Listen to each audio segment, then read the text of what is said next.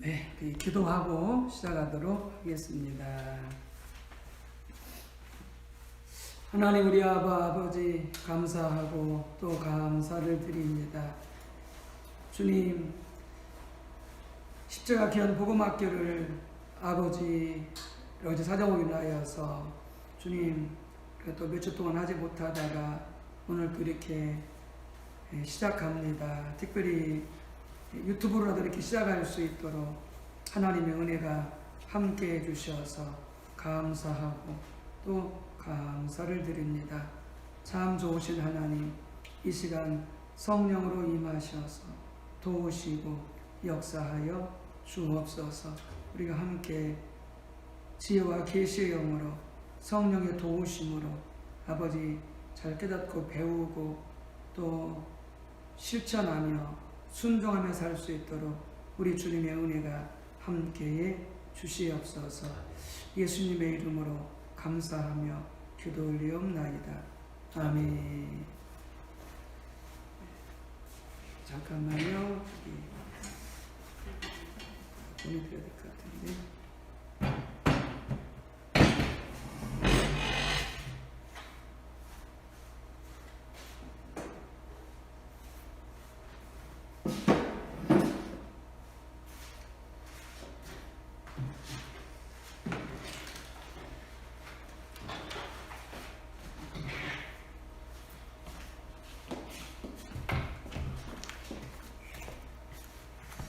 오늘은 5가 우리의 기도와 하나님의 음성을 듣는 것, 함께 하나님의 말씀을 공부하도록 하겠습니다. 자, 5가 펴시기 바라고요.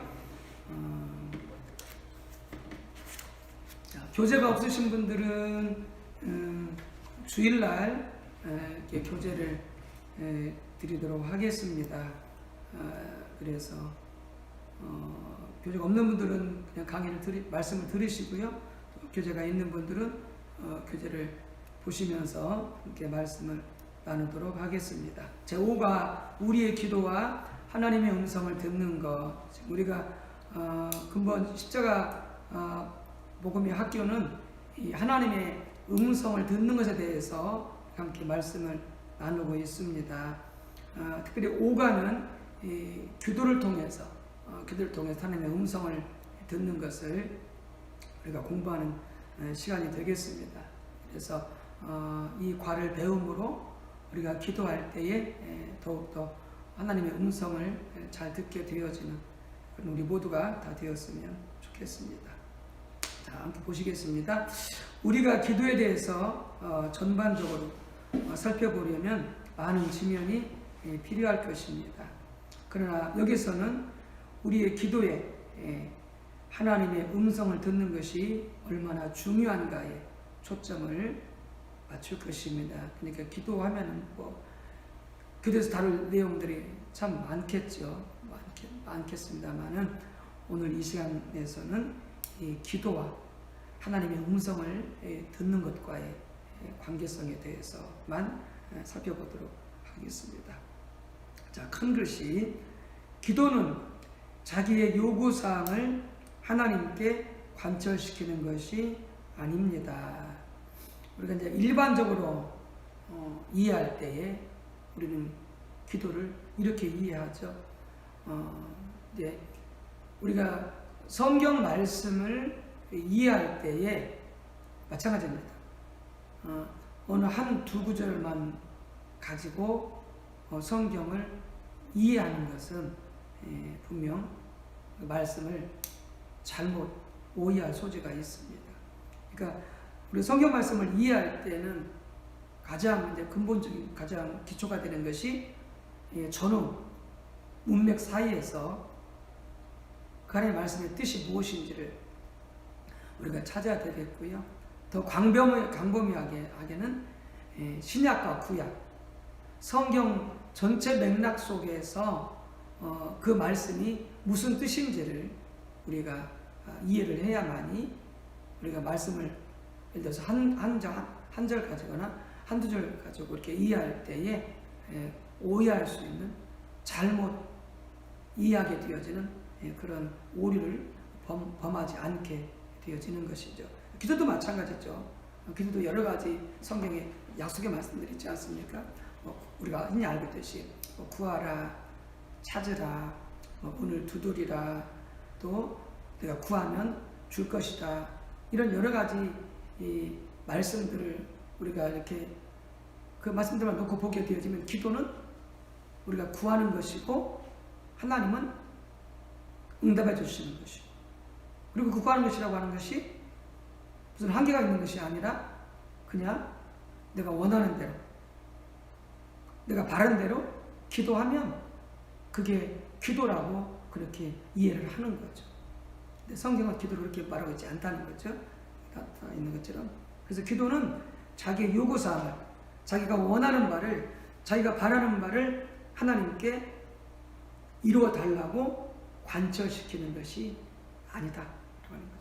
결국 이렇게 기도를 이해하게 되어지면은 실은 이방 종교와 이방인들이 기도하는 것과 아무 차이가 없는 거죠. 아무 차이가 없는 거죠. 기도는 그런 게 아니다 하는 것이죠. 그래서 여러분들이 기도를 어떻게 이해하고 있나 한번 스스로 지금 점검해 보시기 바랍니다. 기도를 어떻게 이해하고 있나. 자, 그 밑에 글 보시겠습니다. 많은 사람들은 기도를 자기의 목표를 위해 하나님을 설득하는 과정처럼 생각합니다. 그들은 만약 그것이 하나님을 위한 것이면 더욱 좋습니다. 예를 들어서 이런 거죠. 하나님, 나 돈 10억만 주십시오. 그럼 내가 그 돈을 나만을 쓰지 않고 하나님을 위해 쓰겠습니다. 혹은 성전을 건축하는데 헌금을 바치겠습니다. 혹은 개척하는데 보태겠습니다. 이런 식인 거죠. 이런 식인 거죠. 예. 그리고 이제 그들은 하나님께서 하나님의 능력으로 그 일을 이루어주시도록 기도를 통해 하나님을 설득시키려고 노력합니다. 그것도 그들의 종교적인 노력과 헌신을 통해서 하나님을 설득시키려고 합니다. 그래서 이제 기도하면서 이뤄달라고 이제 그냥 일반적으로 기도하지 않고 작정 기도하게 되어지고, 더 나가서는 이제 금식까지 하면서 기도하게 되어지고, 더 나가서 또 새벽에 밤낮으로 나와서 기도하게 되어지고, 이런 이제 노력과 헌신들이 더해지는 것이죠. 그들은 자기들의 목표를 위해 열심히 기도합니다. 그것이 속히 이루어지지 않으면 그 강도를 높여 며칠 동안 날짜를 정해놓고 작정 기도하는 거죠. 집중적으로 기도하기도 합니다. 금식하면서 기도합니다. 이게 다 종교적인 헌신과 노력을 하는 거죠. 하나님께서 그 일을 이루어주시지 않으면 그들은 먹지 않겠다고 하나님을 협박합니다. 죽어버리겠다는 거죠. 그러나 이것은 성경이 말하는 기도가 아닙니다. 자기 목표를 세우고 그 목표를 관철시키기 위해서 하나님 앞에 온갖 때를 쓰면서 하는 그런 기도는 성경이 말하는 기도가 아니다라고 하는 것이죠. 자, 기도를 이렇게 이해하는 사람들 중 어떤 사람들은 자기들이 가지고 있는 이해를 뒷받침하는 성경 구절로 강청하는 기도에 대한 구절을 언급합니다. 강청하는 기도가 그거죠. 불의한 재판관이 있는데 한 원한 맺힌 가부가 있어서 그 가부가, 원한 맺힌 가부가 그 불의한 재판관에게 한 번 더 찾아가서 자기 원한을 풀어달라고 기도하는 거죠. 그랬을 때 이제 예수님께서 그 비유를 드시면서 이렇게 불의한 재판관도 그 가난한 가부가 그렇게 애가 타도록 가서 해마다 그 원한을 풀어달라고 부르셨을 때에 불의한 재판관도 들어주었는데 하나님 너희 아버지께서 그렇게 강철하는 기도를 응답해 주지 않겠느냐. 너희는 하나님의 자녀인데. 이런 내용이죠. 그래서 거기다 이제 그런 근거를 대는 거죠. 그래서 이렇게 하나님 앞에 목표를 세우고 강청하면 하나님이 들어주신다. 이렇게 얘기하는 거죠. 그러나 그것은 강청하는 기도에 대한 구절들을 잘못 이해한 결과다라고 하는 것입니다. 강청하는 기도에 관한 두 구절, 누가복음 11장 5에서 8절과 누가복음 18장 1절에서 8절을 자세하게 읽어보십시오. 자, 그 구절을 먼저 읽도록 하겠습니다. 먼저 누가복음 11장 5절에서 8절. 누가복음 11장 5절에서 8절입니다.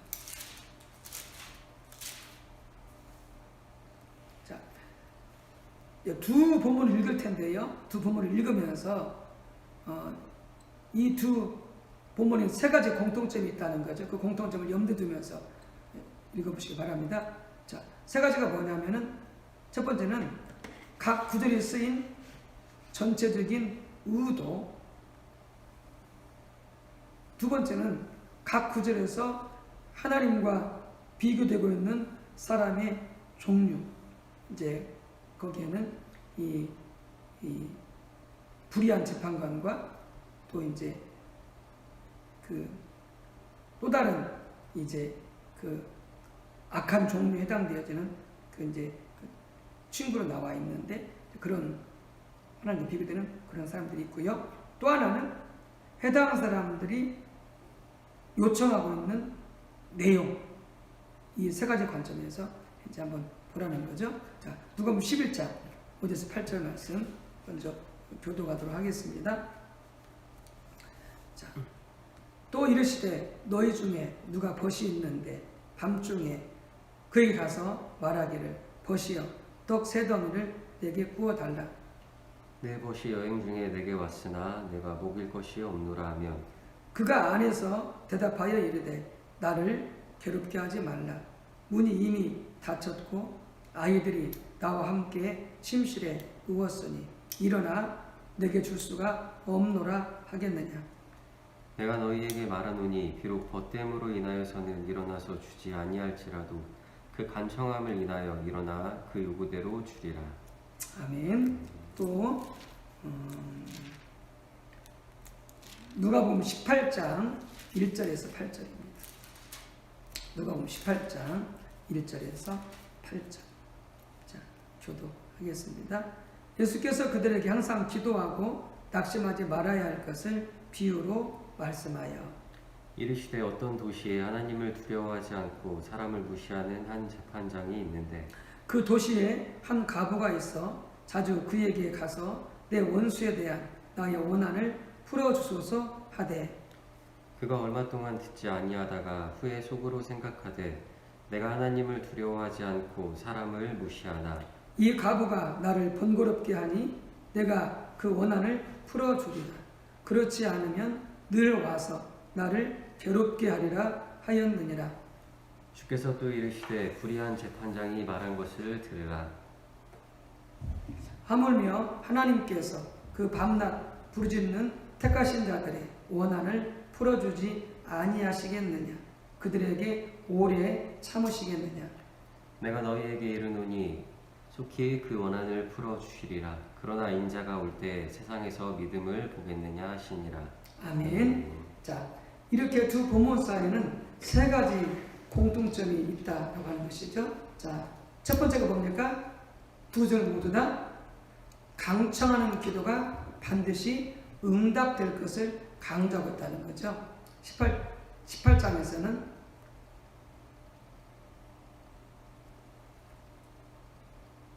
7절 8절 이렇게 말씀하죠. 하물며 하나님께서 그 밤낮 부르짖는 택하신 자들의 원한을 풀어주지 아니하시겠느냐. 그들에게 오래 참으시겠느냐. 이렇게 말씀하심으로써 그렇게 말씀하고 있고, 또 누가복음 11장에서는 거기서도 8절 이렇게 말씀하시죠. 내가 너에게 말하노니 비록 벗됨으로 인하여서는 일어나주지 아니할지라도 그 간청함을 인하여 일어나 그 요구대로 주리라. 이렇게 말함으로써 두 구절 모두가 다 강청하는 기도에 반드시 응답될 것을 강조하고 있다라고 하는 것이죠.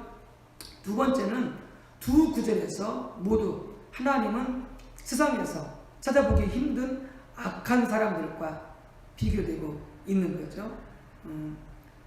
11장에서는 악한 친구를, 그 다음에 18장에서는 악한 재판관. 네. 그래서 그 악한 사람들을 하나님과 이렇게 비교하고 있는 것이죠. 그러면서 이런 대들 통해서 강조하는 바가 뭐라고요? 이렇게 세상에 존재할까 말까 하는 그런 악한 자라 할지라도 강청할 때에 요청을 들어주는데, 하물며 하나님 너희 아버지께서 사랑하는 자녀들의 강청하는 기도를 얼마나 잘 들어주시지 않겠느냐. 아니, 악한 사람들도 그렇게 강청하면 들어주는데 하물며 선하신 너희를 택하신 너희 하나님 아버지께서 강청하는 자에게 들어주지 아니하시겠느냐.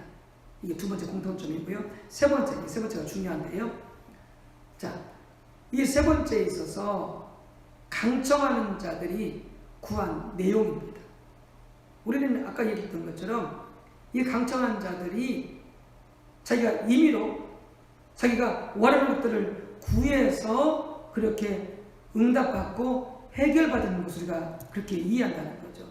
그런데 앞뒤 분명 맥락적으로 보게 되죠. 그런 내용이 아니라는 거죠.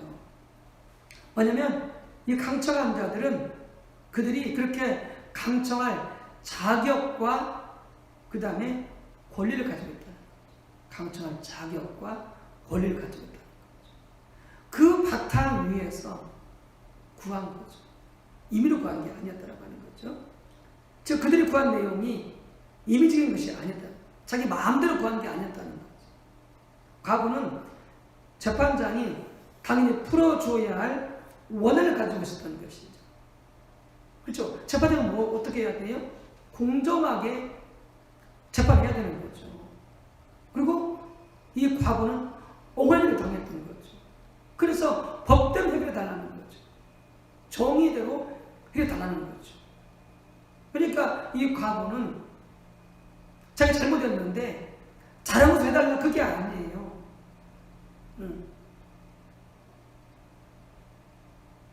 자기가 당한 억울함을 풀어달라는 거죠. 당연히 자기가 요구할 권리가 있는 거죠. 자격이 있는 거죠. 자, 그리고 음식을 빌리러 간 친구는 다른 친구에게 음식을 달라고 요청할 수 있는 당연한 권리를 가지고 있다라고 하는 거죠. 그러니까 이 음식을 빌리러 간 이 친구가 지금 음식이 없기 때문에 떨어졌기 때문에 음식을 빌리러 간 건데, 그런데 그게 왜 정당한 권리냐? 그 당시 유대인 사회에서는 한 동네에서 어느 집이든지 손님이 찾아오면 그 손님을 대접할 그 의무가 있는데, 그 집만 해야 되는 것이 아니라 그 마을 전체가 그 집에 찾아온 손님을 대접할 의무가 있다는 거죠. 그러니까 이 친구는 자기 집에 음식이 없기 때문에 그 동네에 사는 다른 친구한테 음식을 빌리러 간 거죠. 왜요? 그게 동네 전체의 의무이기 때문에. 그러니까 음식을 빌리러 간 이 친구도 음식을 빌리러 갈 자격이 있는 거죠. 권한이 있는 거죠. 그래서 이런 비유를 통해서 우리 하나님께서, 예수님께서 뭘 말씀하시고자 하느냐라고 하는 거죠.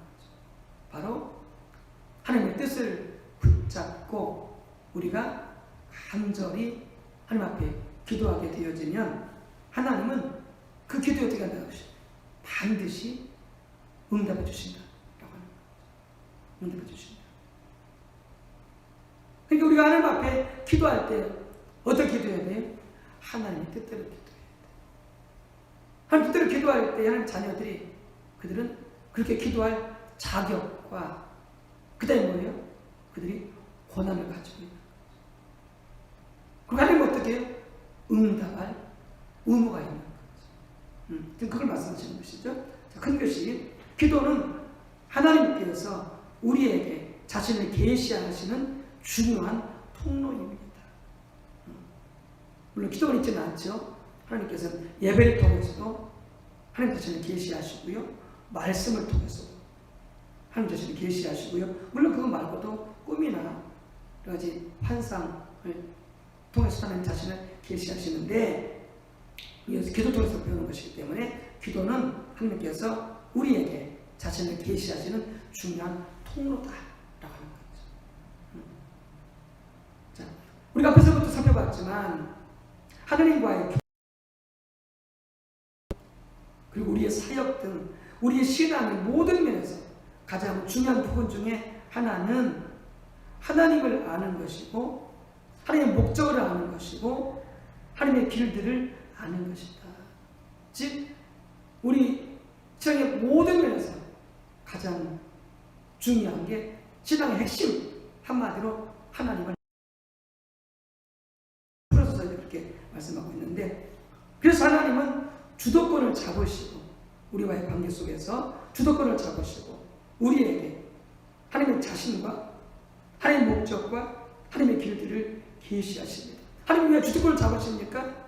하나님이 우리의 주님이시기 때문에 하나님이 만왕의 왕이요 주이시고 우리의 주님이시기 때문에 그분이 모든 일에 항상 주도권을 가지고 계시는 것이죠. 그 우리에게 자신과 자신의 목적과 자신의 길들을 계시하시는 것이죠. 자, 그런데 하나님께서 하나님 자신과 하나님의 목적과 하나님의 길들을 계시하는 가장 중요한 통로 중에 하나가 뭐다? 바로 우리의 기도다. 기도가 얼마나 중요한지 예배 중에서도 나눴습니다만 기도가 또 이렇게 얼마나 중요한지 왜? 하나님께서 자신을 계시하시는 수단이요 통로이기 때문에 그러므로 우리는 기도를 통해 이러한 것들을 구해야 합니다. 하나님의 목적을 하나님의 길을 알기를 기도를 통해서 우리는 구해야 된다라고 하는 것이죠. 그것이 올바른 기도입니다. 우리 믿음의 선진들은 다 그렇게 기도했습니다. 다 그렇게 기도했습니다. 자, 하나님께서 계시하시는 것들, 자, 하나님 자신을 계시하시는 기도를 통해서 왜 계시하시느냐? 바로 하나님을 알므로 하나님과의 더 친밀한 깊은 교제가 있게 하기 위해서 자신을 계시하시고요. 또 하나는 하나님 자신을 계시하심으로 우리가 하여금 믿음으로 하나님을 신뢰할 수 있도록 하나님 자신을 계시하신다. 뭘 통해서? 기도를 통해서. 두 번째, 하나님은 하나님의 목적을 계시하신다. 하나님의 뜻을 계시하신다. 왜요? 그 하나님의 뜻에, 하나님의 목적에 우리로 하여금 동참하도록. 그래서 하나님께서 그분은 당신 어떻게 하셨어요? 애굽으로 피하라 그랬죠. 애굽으로 피하라. 왜요? 헤롯이 두 사람의 남자아이들을 다 죽이기로 결정했기 때문에. 그래서 꿈을 꿔서 하나님의 뜻을 요셉에게 보이신 것이죠. 권리가 기도할 때에 하나님께서 권리에게 베드로를 초청해 놓은 것을 사대를 보내서 말씀해 주신 거죠. 기도할 때. 하나님께서 하나님의 뜻을 계시한다는 거죠. 하나님의 목적을 계시한다는 그 일에 동참하라. 그 일에 동참하라. 자, 하나님의 길, 하나님의 방법. 이제 하나님의 뜻을 계시하시면, 하나님의 목적을 계시하시면 그 하나님의 목적과 뜻을 이루어갈 수 있는. 그래서 모세에게 나는 모세야, 내 손을 내밀어서 홍해를 가리키라. 이렇게 하나님의 방법을 계시하신 것이죠. 모세가 부르짖었을 때에 그래서 그 길을 따라 행함으로 하나님을 경험할 수 있도록. 자, 또 구절 보시겠습니다. 기도를 통해서 우리는 하나님을 구하여 나아가야 합니다. 우리가 예배도 마찬가지라고 했죠. 예배도 우리 모든 염려, 걱정, 두려움 다 내려놓고 하나님을 찾아 하나님의 얼굴을 구하여 하나님을 예배함으로 나가야 된다고 그랬잖아요. 기도도 마찬가지예요. 기도도 마찬가지입니다. 기도도 결국 예배니까. 그래서 우리는 기도를 통해서 누구 가야 된다? 하나님 자신을 구해서 하나님을 구해서 나가야 된다라고 하는 것이죠. 자, 보시겠습니다. 기도를 통해 우리는 무엇보다 하나님과의 친밀한 교제를 구하여 나아가야 합니다. 즉, 이 기도에서는 하나님을 더 알기를 구하고 하나님의 영광을 더 보기를 구하여 나아가야 합니다. 하나님의 영광이라고 하는 것은 하나님의 성품이라고 했죠. 하나님의 거룩함, 하나님의 전능하심, 하나님의 신실하심, 하나님의 사랑, 하나님의 지혜 등등등 하나님의 성품을 더 알기를 구하여 우리는 나가야 되겠고 얼굴을 구하는 것입니다. 그와 같은 것들이 우리 믿음의 선진들은 그렇게 하나님 자신을 구하여 하나님께 나아갔다라고 하는 거죠. 하나님과 더 친밀한 교제를 위해서 하나님을 더 알기를 구해서 하나님의 영광을 더 보기를 구하여서 하나님 앞에 기도하고 그걸 잘 보시는 것 중에 하나가 뭐냐면 시편 27편 4절이죠. 찾아보시기 바랍니다. 시편 27편 4절 말씀 같이 읽도록 하겠습니다. 시편 27편 4절 말씀. 거기서 지금 다윗이 뭘 기도하고 있는지 보시기 바랍니다. 시편 27편 4절 말씀. 자, 같이 있습니다. 내가 여호와께 바라는 한 가지 일 그것을 구하리니 곧 내가 내 평생에 여호와의 집에 살면서 여호와의 아름다움을 바라보며 그의 성전에서 사모하는 그것이라. 자, 다윗이 뭐라고 써봤습니까? 바라는 일 내가 구하리니. 하나님께 바라고 구하는 게 한 가지 일이 있는데 그게 곧 뭐다?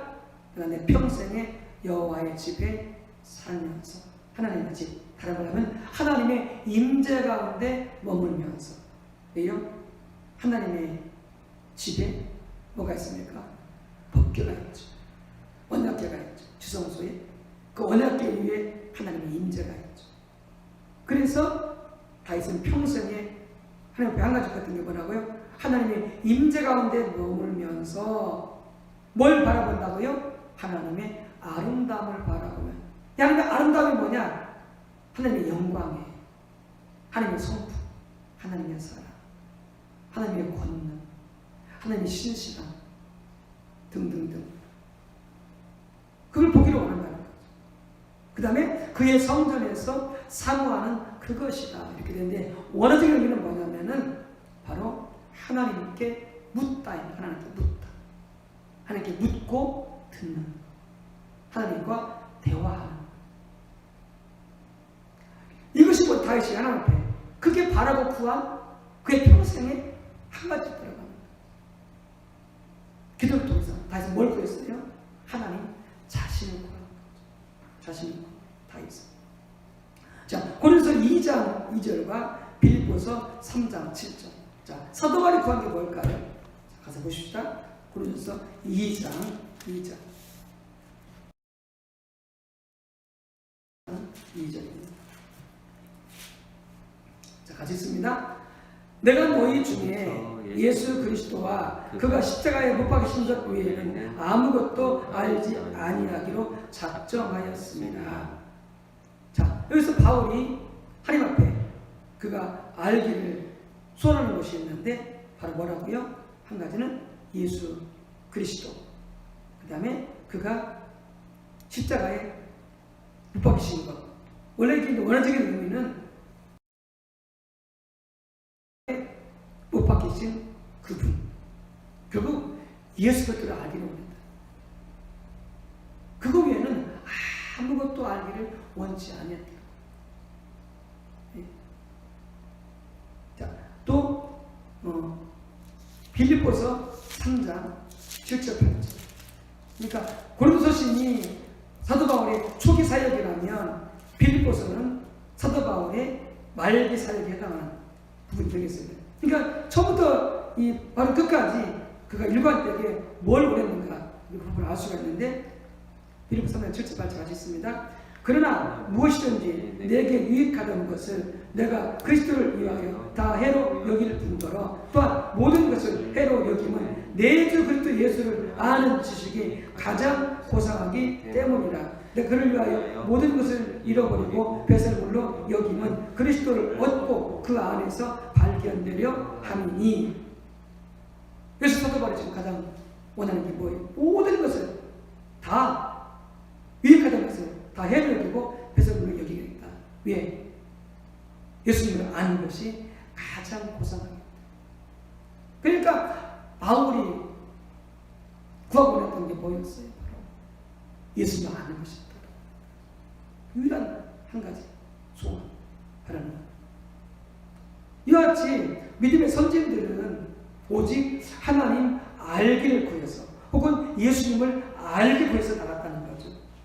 그것이 그들의 뭐라고요? 유일한 소망이요 소원이었다는 것이죠. 두 번째, 기도를 통해서 하나님의 목적을 구해서 나가야 합니다.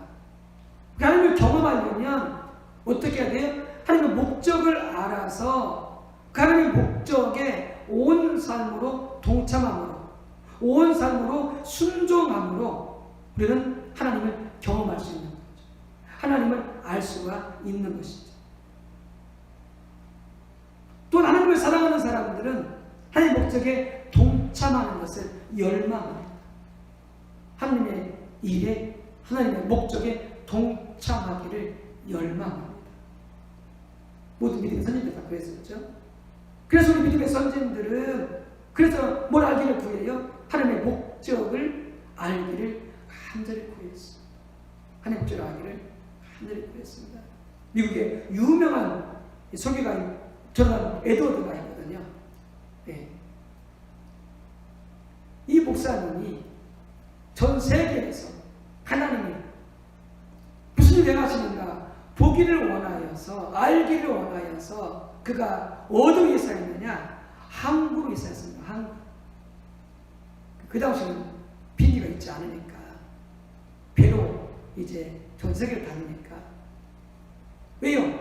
한국에 가게 되어지면은 전 세계 파송이 되었던 선교사님들 이런 사람들이 한국으로 배 타고 들어오니까 그 사람의 소식을 통해서 전 세계 사람이 무슨 일을 하고 계시는가를 듣기를 원했던 거죠.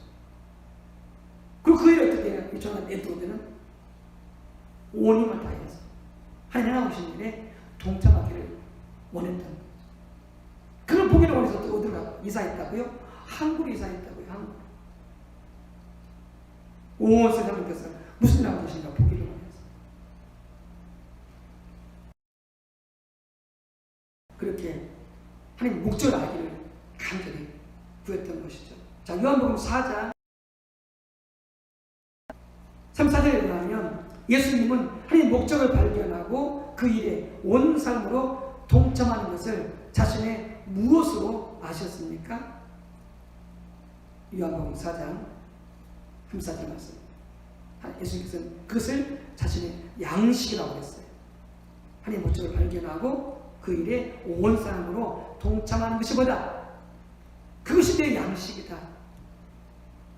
이렇게 말할 정도로 예수님 또한 하나님의 목적에 동참하는 것을 얼마나 귀하게 여기서는 알 수가 있죠.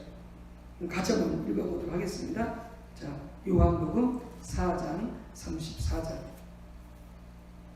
요한복음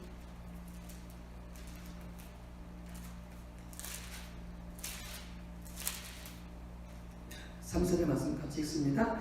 예수께서 이르시되 나의 양식은 나를 보내신 이의 뜻을 행하며 그의 일을 온전히 이루는 이것이니라. 이렇게 말씀하셨죠. 그 다음 페이지요. 출애굽기 33장 13절에 의하면 모세는 무엇을 구하여 하나님 앞에 나갔습니까? 자, 33장 13절 말씀 그 밑에 네, 이거 읽을 수 있겠네요. 같이 한번 읽도록 하겠습니다. 내가 참으로 주의 목전에 은총을 입어 싸우며 원하건대 주의 길을 내게 보이사 내게 주를 알리시고 나를 주의 목전에 은총을 입게 하시며 이 족속을 주의 백성으로 여기소서. 그러니까 지금 하나님께서 모세에게 그렇게 말씀하셨잖아요. 모세야, 내가 천사를 보내줄 터이니 이 백성과 함께 가나안 땅으로, 내가 너 시험 때부터 약속한 그 가나안 땅으로 들어가라. 그러나 나는 함께 가지 않겠다. 그렇게 말했을 때 모세가 구했던 게 바로 이 내용이었잖아요. 아닌데 하나님 오직 주의 길을 내게 보이사 내게 주를 알리시고, 모세가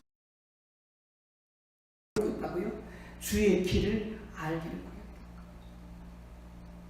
그 상황 속에서 모세는 하나님 없이 하나님 약속하신 저 꼬리에 흐르는 축복된 가나안 땅, 전쟁에서의 승리, 전쟁 동안 하나님의 보호, 이런 것들을 원한 것이 아니라 오직 모세는 뭘 알기를 원했다고요?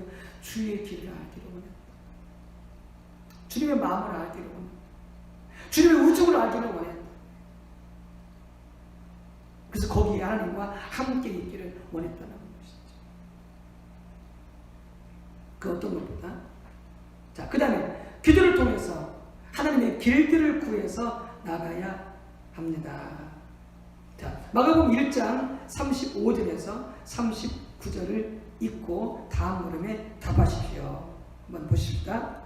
자, 마가복음 1장 35절에서 39절 말씀 교독하도록 하겠습니다. 마가복음 1장 35절에서 39절.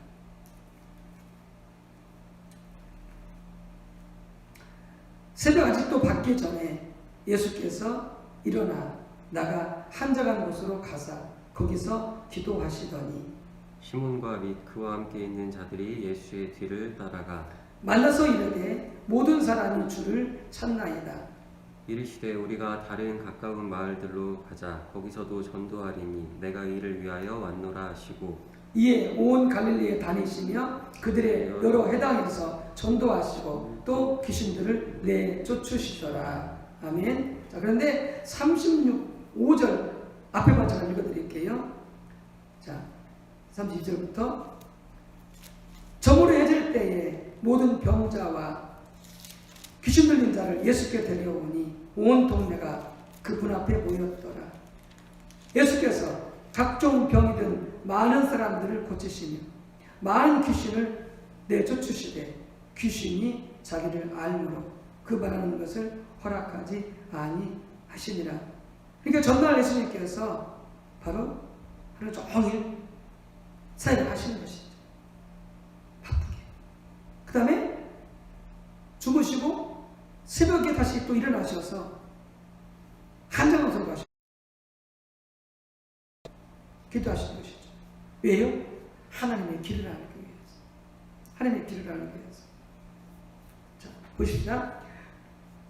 예수님께서 보내신 그 전날의 바쁜 모습을 당신의 말로 간단히 써보십시오. 아까 제가 잠깐 읽어드렸잖아요. 거기 나타내는 것처럼 모든 병자, 귀신 들린 자, 예수님께 데려오니 예수님이 각종 병이든 많은 사람을 고치시고 많은 귀신들을 내쫓으셨다. 그러니까 얼마나 예수님께서 많이 바쁘시고 힘드셨겠어요. 그 전날. 자, 그런데 그렇게 해서 이제 잠자리를 들었죠. 그리고 새벽 민명에 어디 가셔서 무엇을 하셨어요? 바로 한적한 곳으로 가셔서 예수님은 하나님께 기도하셨던 거죠. 하루 시작하기 전에. 그만큼 예수님은 뭘 소중히 여기셨다고요? 하나님과의 친밀한 교제. 하나님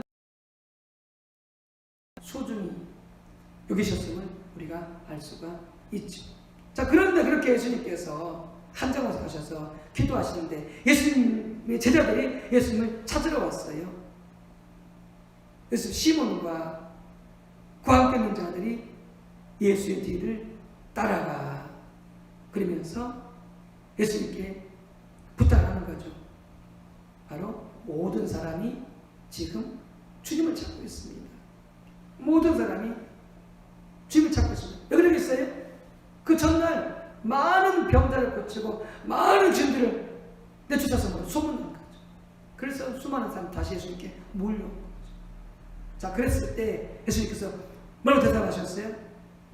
38절, 우리가 다른 가까운 마을별로 가자. 거기서도 전도하리니 내가 이를 위하여 왔노라. 지금 사역이 누구였어요? 사람들 찾아갔잖아요. 많은 사람들을 찾아가서 병 고쳐주고, 그 다음에 귀신 내쫓고, 말씀을 가르치고. 아니, 그런데 예수님께서 찾아가는 수많은 사람들이 예수 찾아왔어요. 굳이 예수님께서 갈 필요도 없잖아요. 그런데 예수님께서 어떻게 하세요? 그들을 물리치고 다른 마을로 갔어요. 다른 마을로 갔어요. 왜 그랬을까요?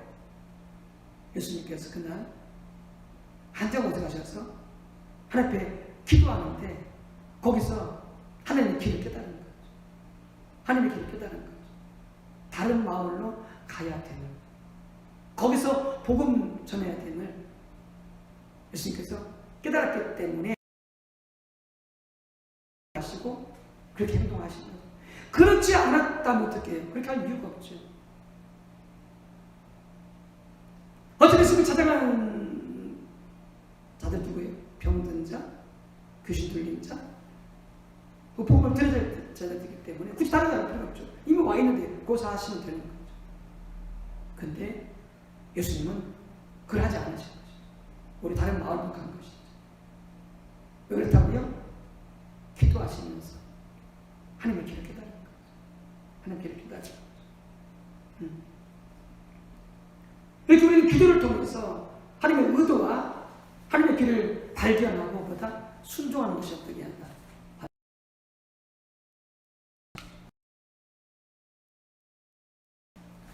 자, 그 다음 우리의 기도와 하나님의 뜻. 그렇기 때문에 우리의 기도와 하나님의 뜻은 중요하죠. 우리의 기도와 하나님의 뜻은 중요하다. 자, 보시겠습니다. 우리의 기도에 매우 중요한 한 가지 요소는 기도와 하나님 뜻 사이의 관계입니다. 우리의 기도는 하나님 뜻을 붙들고 하나님께서 그것을 이루어 주시도록 하나님께 아뢰는 것입니다. 이게 우리 기도적인 합니다. 아까 말씀드렸죠? 우리가 원하는 바를 이루어 주시도록 하나님께서 관철시켜 주시도록 하는 게 하나님 선택하는 게 기도가 아니다라고 하는 거죠. 그럼 뭐가 기도냐? 바로 이거예요. 우리 기도는 하나님 뜻을 붙들고 하나님께서 그것을 이루어 주시도록 하나님께 아뢰는 것이 뭐다? 그것이 성경이 말하는 기도다라고 하는 것이죠.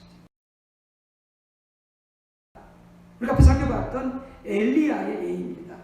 매우 좋은 예이기 때문에 여기서 다시 한번 살펴보기를 원합니다. 자, 야고보서 5장 17절 18절 말씀 보시겠습니다. 야고보서 5장 17절 18절 말씀.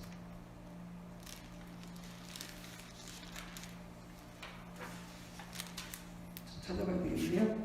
야고보서 5장 17절 18절 말씀. 자, 말씀을 같이 교도하도록 하겠습니다. 제가 먼저 읽겠습니다. 엘리야는 우리와 성정이 같은 사람이로되 그가 비가 오지 않기를 간절히 기도한즉 3년 6개월 동안 땅에 비가 오지 아니하고 다시 기도하니 하늘이 비를 주고 땅이 열매를 맺었느니라. 아멘. 네. 자, 야고보서 5장 17절 18절에서 우리의 기도의 모델로서 누구의 기도를 제시하고 있습니까? 여기 보면은 엘리야의 기도를, 엘리야를 모델로 제시해주고 있죠. 자, 엘리야는 당시 이 땅에 비를 보내는 것이 누구의 뜻이었습니까? 자, 엘리야는 지금 비가 오기를 간절히 기도했는데 그 비가 오는 것이 엘리야의 뜻이었습니까? 하나님의 뜻이었습니까? 자, 이 부분을 보려면은 열왕기상 18장 1절에서 41절을 보아야 되는데요. 김규 목사님 읽어주시겠습니다. 많은 날이 지나고 제3년에 여호와의 말씀이 엘리야에게 임하여 이르시되 너는 가서 아합에게 보이라. 내가 비를 지면에 내리리라. 네, 거기까지 보겠습니다. 1절 보겠습니다. 자, 여기서 말씀하는 것처럼 하나님께서 엘리야에게 말씀하시잖아요. 너는 가서 엘리야에게 아합에게 보이라. 너는 가서 아합에게 보이라. 내가 비를 지면에 내리리라. 누구의 뜻이 비가 오는 게요? 하나님 뜻이죠. 3, 6개월 동안 비가 오지 않았는데 하나님께서 이제 이스라엘에 비를 내리시겠다고 엘리야에게 알리신 거죠. 자, 이 하나님 뜻을 발견했을 때 엘리야는 어떻게 했습니까? 어떻게 했습니까? 기도했죠. 하나님 뜻을 알았습니까?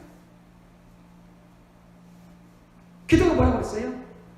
하나님의 뜻을 깨닫고 그 하나님 뜻을 이루어주시도록 기도하는 것이 기도라고 했잖아요. 성경 말하는 기도.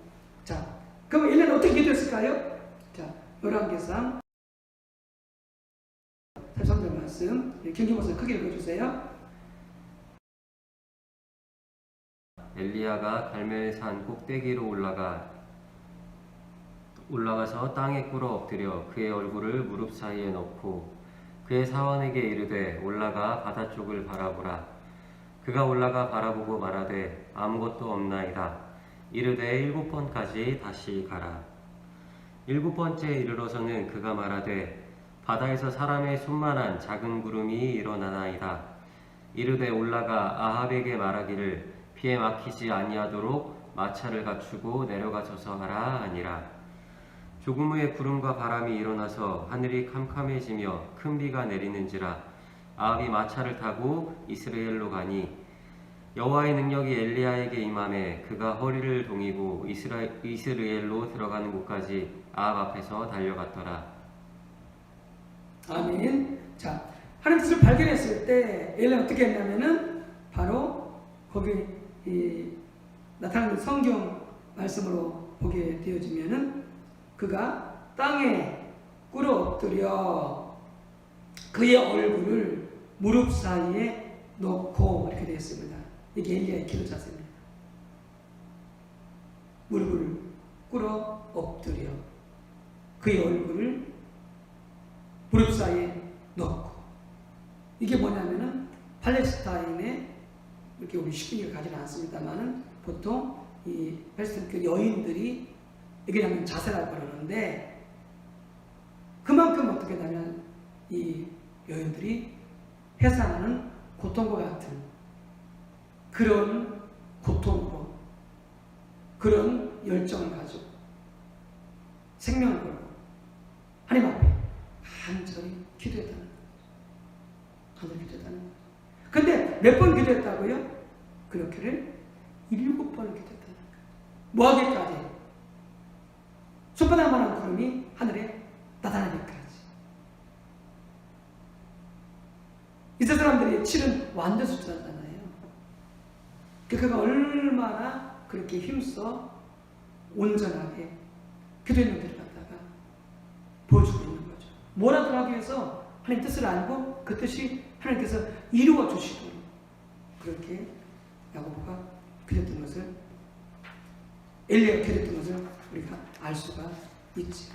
자, 그 다음 페이지. 성경은 누구의 기도에 대한 응답으로 하나님께서 비를 보내셨다고 말하고 있습니다. 야고보서 5장 10절 18절 말씀. 네. 엘리야는 다시 한번 제가 읽어드릴게요. 우리가 성경이 같은 사람이로되 그가 비가 오지 않기를 간절히 기도한즉 3, 6개월 동안 비가 오지 아니하고 다시 기도하니 하늘이 비를 주고 땅이 열매를 맺었느니라. 놀라운 말씀이죠. 하나님이 엘리야의 기도를 들으시고 어떻게 했다고요? 비를 다시 보내셨다. 엘리야의 기도를 들으시고. 그러니까 이렇게 하나님의 뜻을 알고 그 뜻이 이루어지도록 하나님께 기도하는 것이 성경 의미에서 기도의 정의이고 이렇게 기도하는 것이 얼마나 중요한지 알겠죠. 얼마나 중요한지. 하나님 뜻을 알고 그 뜻이 이루어지도록 기도하는 게 얼마나 중요한지를 알겠죠. 예. 그러니까 앞에서 그 강청하는 기도 있잖아요. 강청하는 기도. 그 불의한 재판관에게 한 원에 맺힌 가부가 또 한 친구가 떡을 먹이러 다른 친구에게 갔을 때 했던 그 강청하는 기도, 그 강청하는 기도를 지금 엘리야가 드렸던 거죠. 두 무릎 사이 얼굴을 파묻고 무릎 꿇고 그리고 7번이나 해줬던 거죠. 이게 강청하는 기도. 하나님 뜻을 알고 그 뜻이 이루어지도록 그렇게 간절히 드렸을 때 하나님께서는 엘리 기도를 들으셔서 그렇게 응답해 주셨던 것이죠. 그 밑에 부분 제가 읽어드릴게요. 제 밑에 부분이요. 자, 우리가 이 살펴본 강청하는 기도도 바로 이러한 기도, 엘리의 기도를 말합니다. 더 나아가 하나님은 이 땅에 하나님의 부름을 보내실 때마다 이렇게 하나님 뜻을 발견하고 그 뜻을 붙들고 하나님께서 그것을 이루어 주실 때까지 지속적으로 하나님께 그 약속을 상기시키는 자들을 세우셨습니다. 이 시대 필요한 것이 뭐예요? 하나님의 부름이죠.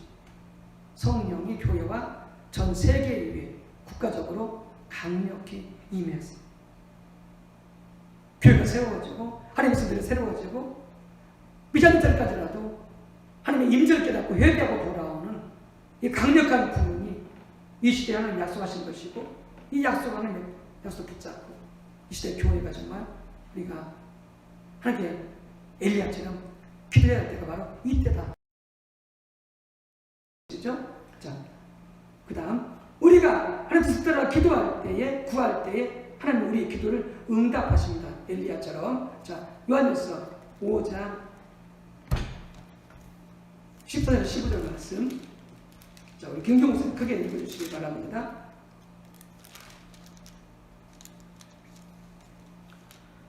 그를 향하여 우리가 가진 바 담대함이 이것이니 그의 뜻대로 무엇을 구하면 들으심이라. 우리가 무엇이든지 구하는 바를 들으시는 줄을 안즉 우리가 그에게 구한 그것을 얻은 줄을 또한 아느니라. 아멘. 그래서 여기 사도 요한의 경험은 바이겠죠. 또 하나님의 성령 감동을 쓰여진 말씀이기도 하지만 하나님 뜻대로 구할 때 어떻게 한다고 하나님께서 응답 주신다는 거죠. 응답 주신다는 거죠. 네. 자, 그 다음에 성령과 기도. 우리가 하나님 뜻을 따라 기도해야 되기 때문에 반드시 성령의 도움이 필요합니다. 성령의 도움이 필요합니다. 그 부분을 살펴보도록 하겠습니다. 우리 기도의 중요한 한 요소는 하나님 뜻을 따라 구하는 것이고 우리가 하나님 뜻을 따라 구할 때에 하나님은 반드시 그 기도를 응답하시면 지금까지 배웠죠. 자, 그런데 하나님 뜻을 따라 구하는 기도와 관련하여 매우 중요한 부분 기도하는 것입니다. 성령을 쫓아 기도하는 것입니다. 자, 첫 번째, 우리 연약함. 우리의 기도에 있어서 성령의 도움이 절실하게 필요한 주된 이유는 우리의 연약함 때문입니다. 우리 연약함 때문입니다. 로마서 8장 26절, 20절 말씀 김경수 선생님 읽어주세요. 이와 같이 성령도 우리의 연약함을 도우시나니 우리는 마땅히 기도할 바를 알지 못하나 오직 성령이 말할 수 없는 탄식으로 우리를 위하여 친히 간구하시느니라. 마음을 살피시는 이가 성령의 생각을 아시나니 이는 성령이 하나님의 뜻대로 성도를 위하여 간구하심이니라. 네. 자, 이 구절에 의하면 우리는 어떤 존재입니까? 거기 나와 있듯이 이와 같이 성령도 우리 연약함을 도우시나니. 자, 우리는 어떤 자라고요? 우리 연약한 자. 우리 연약한. 우리는 약한 자라는 거예요. 자, 어떤 의미에서 약한 자냐? 어떤 점에서 약한 자냐? 거기 나와 있는 것처럼 우리는 마땅히 기도할 바를 알지 못하다고 하는 거죠. 뭘 위해서 기도해야 할지를 모르는 자들은 우리는 그냥 못했다고 기도하지만은 실은 우리는 뭘 위해서 기도해야 할지를 모르는 자들이라고 하는 거예요. 그걸 다른 말로 하면 뭐예요? 지금 당장 마땅히 우리에게 필요한 것이 무엇인지를 우리는 알지 못하는 줄 못하라고 하는 거예요. 우리가 보기에, 그냥 느끼기에, 환경적으로 생각하기에 그것이 필요하고 그것이 우리가 당장 있을 것이라고 생각하지만은 하나님의 생각은 아니라는 거죠. 그때마다 우리가 무엇이 있어야 되는지, 무엇이 필요한지를 하나님은 정확히 알고 계십니다. 근데 우리는 어떻게 한다고요? 그것이 우리 연약함이라. 왜 그러겠어요? 사람은요, 미래를 알 수가 없어요. 미래를 알 수가 없어요. 한 척부터 알 수 없어요. 그러면 어떻게 해요? 다 아세요. 과거, 현재, 미래 다 아세요. 우리 이러고 싶은 다 아세요. 앞으로 날 모르니까 다 아세요. 그러니까 하나님은 더 잘 알죠. 마땅히 우리에게 무엇이 필요한지는 너무나 잘 아시는 것이죠. 자, 그래서 우리에게 뭐가 필요하다고요? 성령의 도움이 필요한 거죠. 왜요? 성령은 하나님으로서 또 뿐만 아니라 성령 뭐예요? 하나님의 깊은 것을 통달하고 계시기 때문에 하나님을 너무나 잘하시는 분이 누구냐? 성령님이라는 거죠. 그러니까 그 성령을 당연히 기도를 도와주셔야 돼요.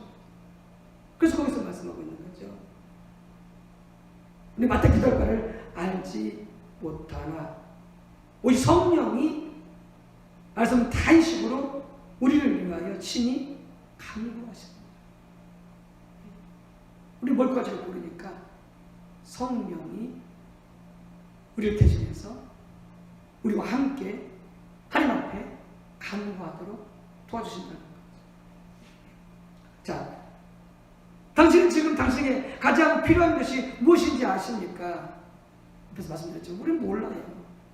그것을 성경 여기서 지금 규조에서 말씀하고 있는 것처럼 예를 들어서 이스라엘 백성들이 홍해 앞에 서 있어요. 뒤에서는 애굽의 군대, 바로의 군대가 쫓아오고 있어요. 앞에는 홍해가 있어요. 그러니까 그들이 그것을 그때 당시에 가장 필요한 게 뭐라고 생각했겠어요? 그 이후로부터 가장 필요한 게. 그런데 하나님 것이 그게 아닌 거예요. 하나님께서 그들을 그것에 인도하신 의도가 있어요. 목적이 있어요. 그런 어려움 가운데서도, 그런 환경 가운데서도 하나님을 찾아 하나님을 신뢰하고 믿음으로 하나님 앞에 서기를 원했던 거죠. 하나님 그것을 훈련시키기를 원하셨던 것이죠. 이스라엘은 그게 필요했던 거죠. 왜요? 앞으로 장차 광야생활을 하려면 그게 필요하거든요. 하나님을 신뢰하고 하나님을 알고 믿음 가운데 서서 살아가는 것이 필요하거든요. 이게 있어야 되거든요. 그 사람이 그것을 훈련시키기 위해서 의도적으로 그것을 인도하신 것이죠. 그들이 그런 상황 속에서도 하나님을 신뢰하고 믿음으로 하나님 앞에 서도록 하기 위해서. 왜요? 이스라엘은 그것이 가장 필요하니까 광야를 지나가기 위해서. 근데 이스라엘은 그것을 모르니까 어떻게 해요? 구하지 않았었고, 그리고 그냥 불평하고 원망하고 죽게 됐다고 난리 법석을 피우는 거죠. 우리는 몰라요. 정말 무엇이 필요한지 모르는 자들이 우리들인 거죠. 누가 한다고요? 성령님이 하십니다. 성령님. 그래서 성령님이 도와주셔야 된다는 거죠. 자, 이해 구절 다시 한번 읽고 다음 모임에 답하십시오. 자, 아까 우리 김무선 읽어주셨는데, 자, 거기서 보면 누가 우리 기도를 도와주십니까? 성령. 우리 마땅히 기도할 바를 알지 못하나 성령께서 말하자면 단식으로 우리를 위하여 친히 간구해 주십니다. 성령께서 우리 기도를 도우신다는 거죠. 그러면 왜 성령은 우리 기도를 도우실 수 있습니까? 아까 말씀드렸습니다만은, 자, 고린도서 2장 9절에서 11절 말씀 김경 목사님이 읽어주시기 바랍니다. 고린도서 2장 9절 11절 말씀. 왜 성령께서 우리 연약한 우리를 도울 수 있는지. 네. 기록된 바 하나님이 자기를 사랑하는 자들을 위하여 예비하신 모든 것은 눈으로 보지 못하고 귀로 듣지 못하고 사람의 마음으로 생각하지 오직 하나님이 성령으로 이것을 우리에게 보이셨으니 성령은 모든 것 곧 하나님의 깊은 것까지도 통달하시느니라. 사람의 일을 사람의 속에 있는 영 외에 누가 알리요? 이와 같이 하나님의 일도 하나님의 영 외에는 아무도 알지 못하느니라. 네. 그래서 여기 나타나는 것처럼 성령은 하나님의 깊은 것까지 아시는 거예요. 그러니까 성령께서 우리에게 하나님의 뜻을 알리시고 그 뜻을 붙잡고 기도할 수 있도록 성령께서 도와주시는 것이죠. 마치 엘리야가 하나님의 뜻을 알고 그 뜻을 위해서 기도했던 것처럼 성령께서 우리로 하여금 하나님의 뜻을 알고 그 뜻을 위해서 기도하도록 성령께서 도와주신다. 왜요? 성령께서 하나님의 깊은 것까지 통달해야 하는 것입니다. 통달하는 것입니다. 자, 어떻게 성령께서 우리 기도를 도우실까요? 성령께서 우리로 하여금 하셔서 그 뜻을 붙잡고 하나님 앞에 기도하도록 도와주심으로 성령께서 우리의 기도를 도와주시는 것이죠. 도와주시는 것이죠. 그러니까 성령은 우리로 하여금 하나님의 뜻을 알려주셔서 그래서 우리로 하여금 그 뜻이 이루어지도록 우리로 하여금 기도하게 하신다는 거죠. 그렇게 도와주신다는 거죠. 그래서 어떻게 한다? 그래서 우리로 하여금 어떻게 어디서 기도하라? 성령 안에서 기도하라 라고 권면하고 있는 거죠.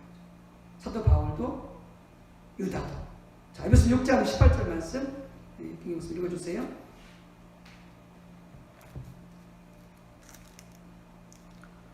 모든 기도와 간구를 하되 항상 성령 안에서 기도하고 이를 위하여 깨어 구하기를 항상 힘쓰며 여러 성도를 위하여 구하라. 자, 엄청난 말씀이죠. 모든 기도와 간구를 하되, 모든 기도와 간구를 하되 어디서 하라고요? 항상 성령 안에서 기도하라.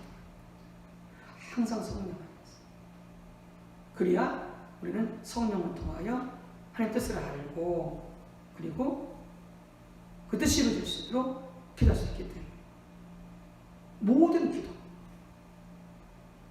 국가를 위한 기도든지 가정을 위한 기도든지 교회를 위한 기도든지 또 누굴 위해서 기도든지 모든 기도, 모든 것 항상 성령 안에서.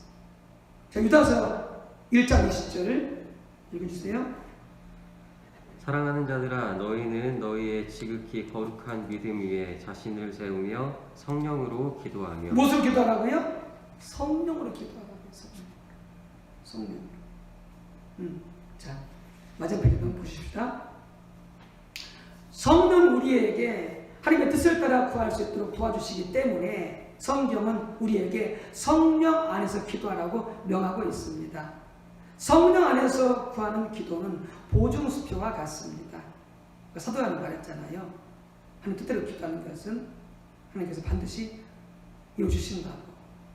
예수님도 믿고 구하는 것은 받은 줄로 믿으라고 했잖아요. 믿고 구하는 것, 하나님 뜻대로 기도하는 것, 하나님 뜻을 믿고 기도하는 것, 이미 받은 줄로 믿으라는 거죠. 성령 우리에게 하나님 뜻을 따라 구할 수 있도록 도우시고 하나님은 하나님 뜻을 따라 구하는 기도 반드시 응답하시기 때문에 그렇다는 거예요. 그래서 어떤 분, 헬레 플러카 목사님으로 알고 있는데요. 이 목사님이 성령 안에서 구하는 기도를 이렇게 비유로 설명해 주셨어요. 아버지가 아들 위해서 생일 선물로 자전거를 이미 차고에 사다 놨어요. 아들은 모르죠. 그리고 아들은, 그러니까 이 아들이 가장 원하는 게 뭐냐? 자전거. 가장 원하는 게 자전거. 이 아들. 그러니까 아버지가 알고 있어. 그리고 아들은 아버지는 이 아들 몰래 자전거를 사다가 차고에 갖다 놓은 거죠. 그리고 아들한테 생일 선물로 그러는 거죠. 네가 가장 원하는 거 해줄게. 든 어머니는 상관없어. 네가 가장 원하는 거 해줄게. 그럼 아들이 뭐 구하겠어요? 자전거를 구하겠죠. 자, 가장 원하는 게 자전거니까. 마치 그와 같이 기도는 성령께서 우리에게 한 뜻을 알리셔서 그리고 기도하게 하셔서 하나님께서 우리에게 주시고자 하시는 것, 이미 예비해 놓으시는 것, 시할 수 있도록 해주신다는 거죠. 해주신다는 거죠. 여러분, 이와 같이 우리의 기도는 앞에서 말씀드렸던 것처럼 우리가 원하는 것들을, 우리가 목표로 하는 것들을 세워가지고 하나님께 이루어지도록 그렇게 하면 설득하는 것이 기도가 아니다. 그 예수님께서 말씀하셨던 그게 이방인의 기도라는 거예요. 중원부하는 기도라는 거예요. 그래서 그게 아니고 기도는 성경 의미에서 신비한 모든 이들의 선들이 했던 그 기도처럼 하나님을 알기를 구하고 하나님의 목적을 알기를 구하고 하나님의 길을 알기를 구하여 하나님 앞에 나가는 것이 기도다. 여러분, 그렇기 때문에 하나님의 기도로 나올 때에 우리가 어떻게 되겠어요? 우리가 다른 시간 통해서 배웠지만 먼저 하나님을 찬양하고 나와요. 하나님 앞에 기도할 때도 먼저 하나님을 찬양하고 예배하십시오. 감사하고 하나님께 경배해 드리십시오. 그 다음 뭐 해야 되겠어요? 하나님 앞에 우리 모든 염려하는 것, 우리 생활 속에 뭐 개인들, 가정이든지 국가든지 직장이든지 사업이든지 모든 염려하는 것, 두려운 것 옆에 다 내려놓으십시오. 다 내려놓으십시오. 왜? 하나님 우리 모든 필요를 아시고 주시는 분이시기 때문에. 주시는 분이시기 때문에.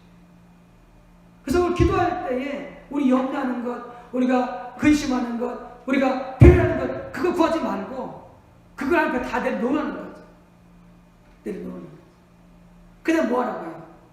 그 다음에 바로 우리는 기도를 통해서 하나님을 알고 하나님의 목적을 알고 하나님의 뜻을 알기를 구하라고 하는 거예요.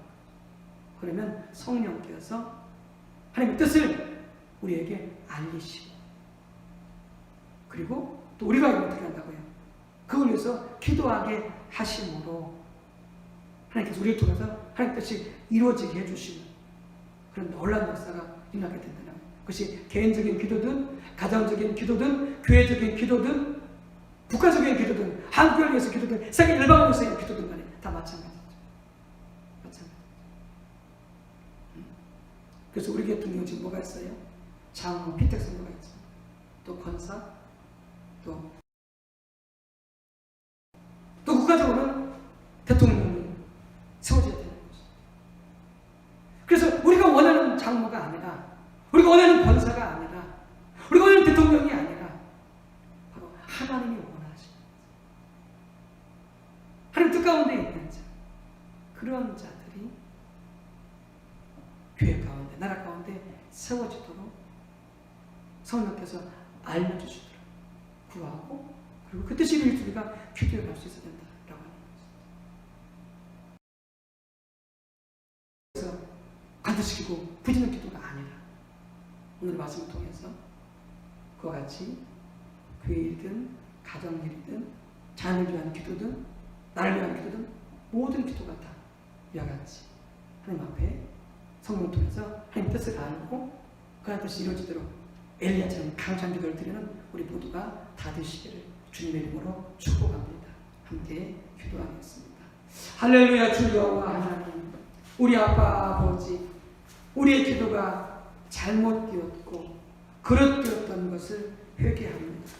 그저 우리가 원하는 것, 우리가 필요로 하는 것, 어떤 우리가 목표를 세워놓고 그 목표를 이루어 주시도록 그렇게 작정하고 금식하고 기도해 왔었던 우리의 잘못된 기도를 회개하오니 용서해 주시고 오늘 배운 말씀처럼 우리는 기도를 통하여 하나님을 알기를 구하고 하나님의 목적을 알기를 구하고 하나님의 길을 알기를 구하여 기도로 나아가는 우리 모두가 다 되게 도와 주시옵소서. 이를 위하여 우리가 먼저 하나님 앞에 기도로 나갈 때도 먼저 하나님을 찬양으로 예배하고 경배하고 감사하고 주의 이름을 높이고 기뻐하는 가운데 예배케 도와주시고 찬양케 도와주시고 그 다음에 우리 모든 필요로 하는 것, 염려, 문제, 걱정, 근심, 두려움 이 모든 것들을 하나님 앞에 다 맡겨놓고 내려놓고 오직 하나님을 구하여 나가게 도와 주옵소서. 아멘. 기도를 통하여 더 하나님을 알고 하나님의 영광을 보기를 원하고 하나님의 목적을 알고 하나님의 길을 알아서 그래서 그 하나님의 뜻이 하나님의 목적이 이루어지도록 성령을 통해 깨닫고 강철 기도를 드리는 우리 모두가 다 될 수 있도록 그런 교회가 될 수 있도록 그런 가정들 우리 온 손들 다 될 수 있도록 성령 도와주시고 역사하여 주시옵소서. 아멘. 이렇게 우리 하나님께서 우리에게 지혜를 주시어서 아버지 함께 모일 수 없어서 유튜브로라도 이렇게 함께 말씀을 나누고 또 배울 수 있게 주셔서 너무나 감사하고 또 감사드립니다. 대부분 배울 수는 없지만은 또 이렇게라도 배울 수 있어서 감사드리고 또 함께 배우고자 하면서 듣게 될 때 우리 모두가 더 깨닫게 되어지고 하나님 앞에 원하시는 그런 기도를 드릴 수 있는 우리 모두가 다 되게 도와 주시옵소서. 주님 감사합니다. 주님 사랑합니다. 오늘 하루 남은 일정도 또 저녁에 예배도 주님 함께 하시고 주님 인도하여 주시옵소서. 감사하고 예수님의 이름으로 기도드리옵나이다. 아멘. 수고하셨습니다. 오늘 배운 말씀처럼 그렇게 우리가 훈련하고 기도할 수 있게 되시길 바랍니다. 축복합니다.